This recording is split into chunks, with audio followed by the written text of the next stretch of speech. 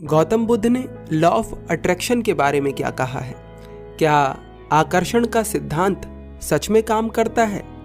गौतम बुद्ध का एक बहुत ही प्रसिद्ध सूत्र है जिसे 99% लोग समझ नहीं पाते हैं, या कह सकते हैं कि 99.99% लोग समझ नहीं पाते हैं। 0.001% लोग ही इसे समझ पाते हैं। ये सूत्र है, जैसा आप सोचते हैं वैसे ही आप बन जाते हैं। लॉ ऑफ अट्रैक्शन का मतलब क्या है? आप सोचो और आपके जीवन में वो होगा जो आप सोच रहे हो। अब दोनों ही बातों को गहराई में समझिए। जब गौतम बुद्ध कहते हैं कि जैसा आप सोचते हैं वैसे ही आप बन जाते हैं, तो बुद्ध यहाँ पर 3 चीज़ों के बारे में बात कर रहे हैं। पहला विचार, दूसरा सोच और तीसरा भावना। तो विचार से लॉ ऑफ अट्रैक्शन काम नहीं करता। अगर आपके मन में ये विचार आया है कि मैं बहुत ज्ञानी हूँ और आप अभी भी अज्ञानतापूर्ण कार्य कर रहे हैं, तो विचार से आप ज्ञानी नहीं हो जाएंगे। और ना ही सोच से लॉ ऑफ अट्रैक्शन काम करता है। लॉ ऑफ अट्रैक्शन काम करता है विचार, सोच और भावना को मिलाकर। चलिए आपसे ही रिलेट करवा देता हूं। जिस व्यक्ति के भीतर ज्यादातर काम वासना के विचार आते हैं, जिसके भीतर काम वासना की ही सोच चलती रहती है और जिसका भाव भी कामुक है, वह अक्सर काम वासना में ही लिप्त रहता है। जिन लोगों के साथ ऐसा हो रहा है वो इस बात से रिलेट कर सकते हैं। गौतम बुद्ध से लोग पूछते थे कि बुद्ध, ऐसा कैसे हो सकता है कि जो मैं सोचूंगा मैं वही बन जाऊंगा? क्या मैं अगर सोचूं कि मैं एक सेठ हूं तो क्या मैं एक सेठ बन जाऊंगा? उस व्यक्ति का प्रश्न सुनकर बुद्ध बड़ा सुंदर उत्तर देते हैं। बुद्ध कहते हैं, निसंदेह, पर तुम्हें तुम्हारी सोच पर संदेह नहीं होना चाहिए, क्योंकि जो तुम अभी अनजाने में अपने भीतर सोच रहे हो उस पर तुम्हें 1% भी संदेह नहीं है। इसीलिए तुम वही बनते जा रहे हो जो अपने भीतर सोच रहे हो। यदि तुम अभी सोचो कि मैं एक धनी सेठ बन जाऊं, तो ये असंभव है कि तुम एक धनी सेठ बन जाओगे, क्योंकि तुम जानते हो कि तुम्हारे मन में इस सोच के लिए संदेह है। तुम्हें इस बात पर संदेह है कि तुम सेठ बनोगे या नहीं। तुम चाहे कितना भी कहो कि मैं एक धनी सेठ बन जाऊं, एक धनी सेठ बन जाऊं, लेकिन इस विचार के साथ संदेह तो चिपका ही रहेगा।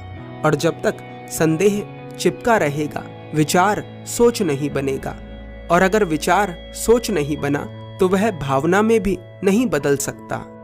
अत्यधिक विचार झूठे होते हैं, सोच भी झूठी हो सकती है, लेकिन भावना हमेशा सच्ची होती है। मनुष्य अपनी भावना पर संदेह नहीं करता। व्यक्ति पूछता है, तो बुद्ध, कैसे हम उसे सत्य बनाएं जो हम सोचते हैं? बुद्ध कहते हैं, सोच को सत्य बनाने के लिए सबसे पहले अपनी संगति बनाओ।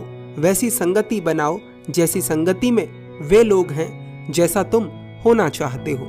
इसीलिए मैंने संघ का निर्माण करा, ताकि भिक्षु एक ही दिशा में आगे बढ़ सकें। संगति से विचार उत्पन्न होंगे, विचारों से सोच बनेगी और सोच से भावना। अभी तुम एक ऐसी संगति में हो जो तुम्हें एक धनी सेठ नहीं बना सकती।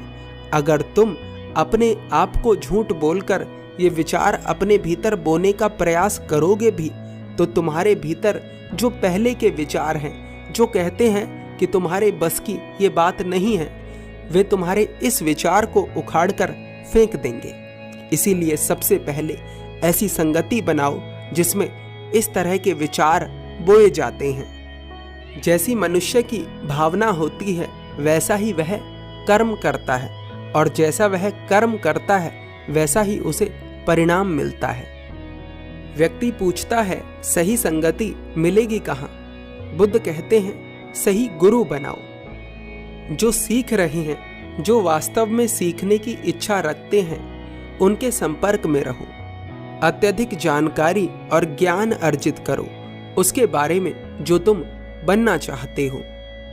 अपने कीमती समय को उस जगह पर बर्बाद मत करो जो तुम्हें उस दिशा में नहीं ले जाता है जो तुम्हारा लक्ष्य है। इस तरह से बनेगी तुम्हारी संगति। ये इतना आसान नहीं है क्योंकि अभी तुम वो बन चुके हो जो तुमने इतने लंबे समय से सोचा है, जो तुम सोचते आ रहे हो।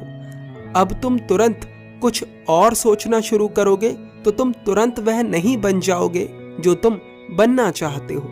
इसमें समय लगेगा, इसलिए धैर्य रखना अति आवश्यक है। और कभी भी ये मत सोचो कि मुझे धनी सेठ बनना है। हमेशा ये सोचो कि मुझे वो बनना है जो धनी सेठ अनुभव करता है। जिस प्रकार वह अपने जीवन में खुश है, मुझे ऐसी खुशी प्राप्त करनी है।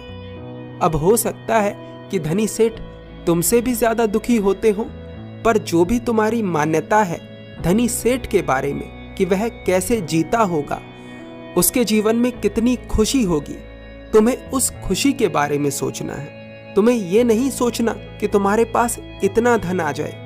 तुम्हें बस उस खुशी के बारे में सोचना है जो एक धनी सेठ महसूस करता है तुम्हारे नजरिए में। उस व्यक्ति को बुद्ध की बात समझ आ जाती है। इस कहानी के अंदर बहुत सारे सरल शब्द डाले गए हैं जिससे कि आपको समझ आए कि इस सूत्र का वास्तविक अर्थ क्या है। फिर भी एक बार मैं आपको और आसान शब्दों में समझाने का प्रयास करता हूँ।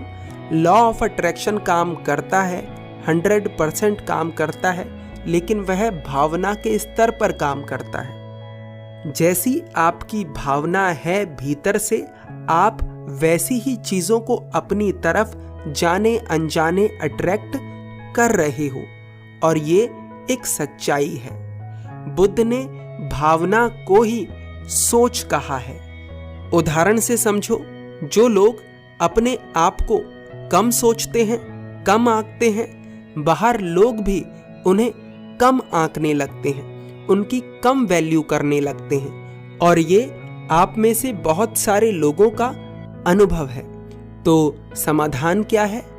सही संगति करिए, अपने टाइम और ऊर्जा को सही लोगों, सही जानकारी पर इन्वेस्ट करिए।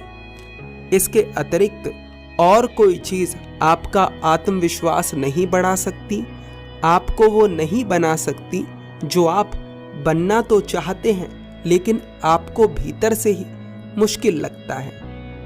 आप जो चाहोगे वो पालोगे। बस सही संगति करो, अपनी ऊर्जा को सही चीजों पर लगाओ, और फिर आपके भीतर एक स्वाभाविक सोच बनेगी, एक स्वाभाविक भावना बनेगी, और वो भावना उन सभी चीजों को अट्रैक्ट करेगी जो आप वास्तव में डिजर्व करते हैं। लॉ ऑफ अट्रैक्शन के द्वारा आपको वो नहीं मिलता जो आप चाहते हैं। चाहते तो हर सेकंड नई नई बनती जाएंगी। लॉ ऑफ अट्रैक्शन से आपको वो मिलता है जो आप वास्तव में डिजर्व करते हैं, जिसके आप हकदार हैं।